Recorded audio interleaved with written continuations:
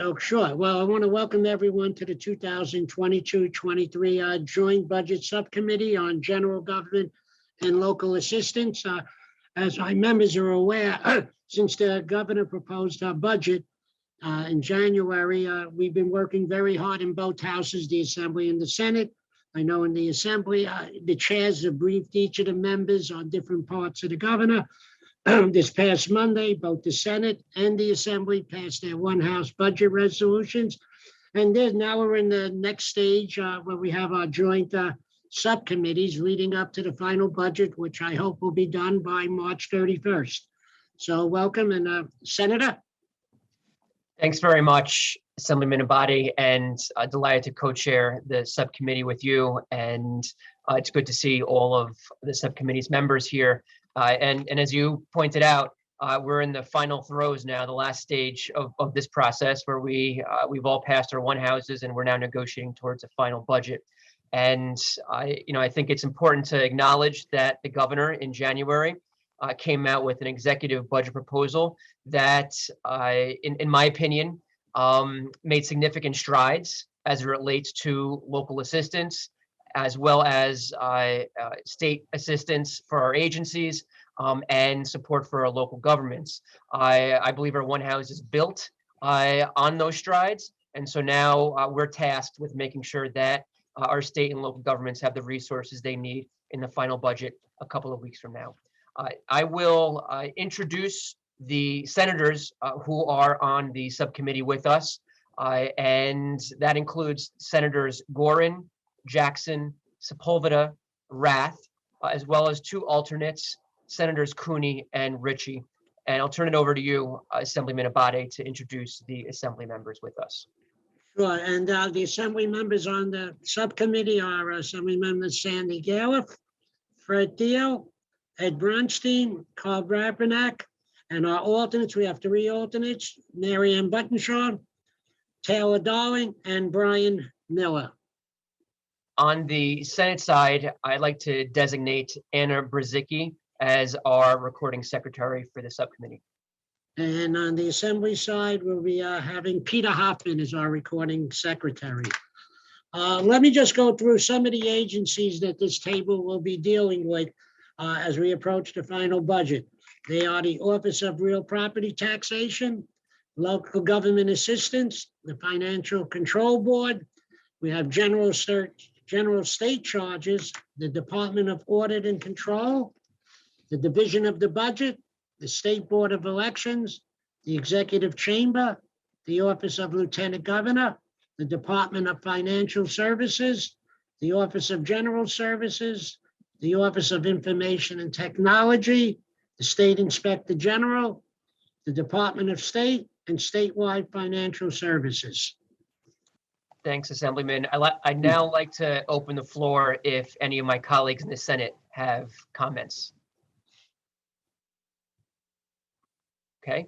Oh, Senator Rath. Thank you, Senator Skoufis, and thank you to all of my colleagues in the Assembly and the Senate as we undertake this important budget subcommittee hearing and discussion. I am very pleased that both the Senate and the Assembly have proposed significant increases in AIM funding for our states, cities, towns, and villages. This is in addition to what the governor proposed in her $59.2 million increase in state funding. And this restoration in AIM money is mission critical for all of our municipalities that we represent across the state. No matter what your affiliation is, this is critical money, and it's at a time in which we can provide the support as they're reorganizing themselves post-pandemic. Our conference has worked very hard over the years for the full restoration of the AIM funding, which was dramatically reduced in 2019. And this state funding, once again, I believe is critical to our communities as they hit the reset button and provide the critical services to our residents and to the businesses across our areas. Municipal budgets in general, as we all know, have been very hard hit, and there has been a shortfall of money and a shortfall of funding. And to see out of both the Senate and the Assembly an increased commitment means the world to our communities that we all represent.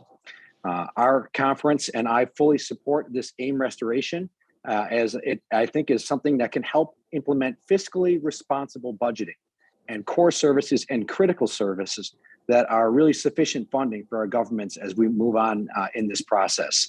So I look forward to working with my colleagues. I thank everyone for organizing this. This is, once again, I think, critical funding that we are going to be providing, and look forward to working together as we finalize this budget. Thank you. Thank you, Senator Rath, and likewise. Any other Senate colleagues wish to speak? All right, seeing none, I'll turn it over to your side, Assemblyman Abadi. Sure. Do I have any of my colleagues would like to say anything at this time? Not seeing any hands. Carl? Yes, I see Carl. Carl. Yeah, go right ahead.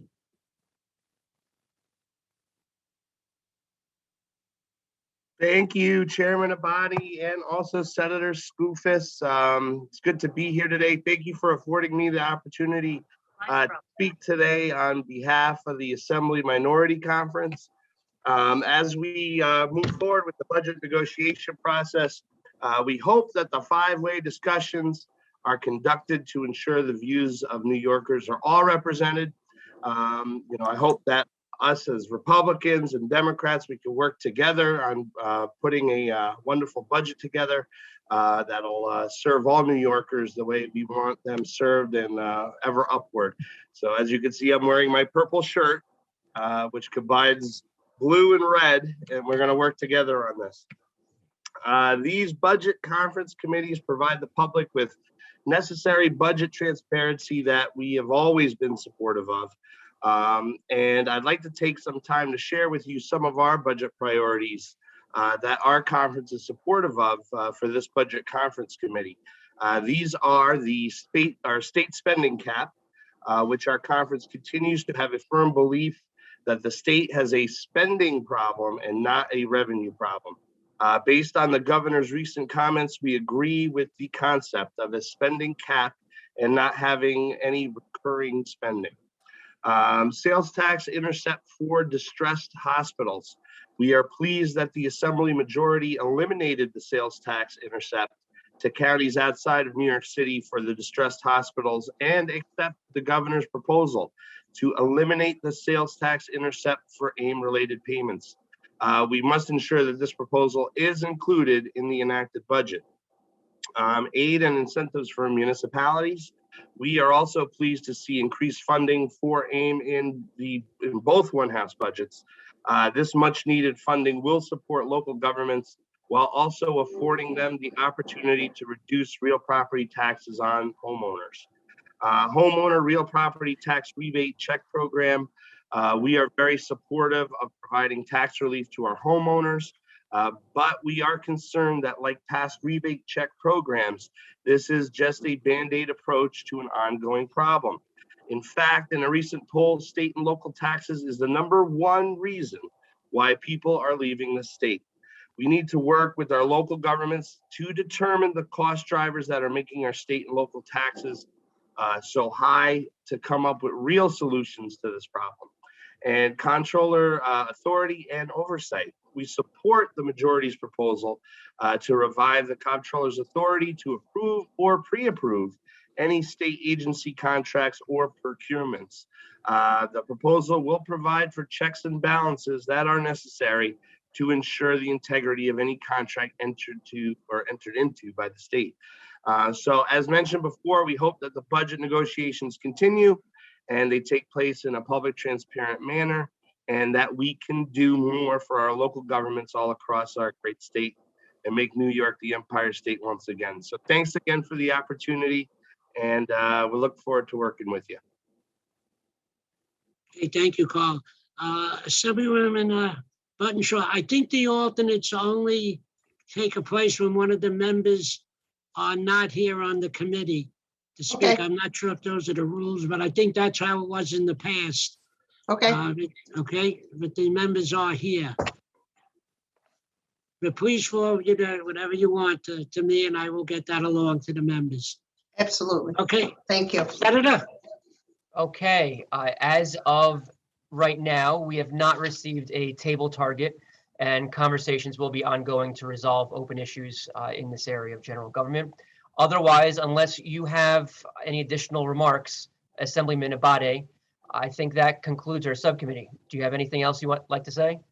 No, just to let the public know that myself and you and myself will be working hard with the committee members and the staff over the next couple of days, and we'll notify everyone when the next meeting will be. So again, thank you.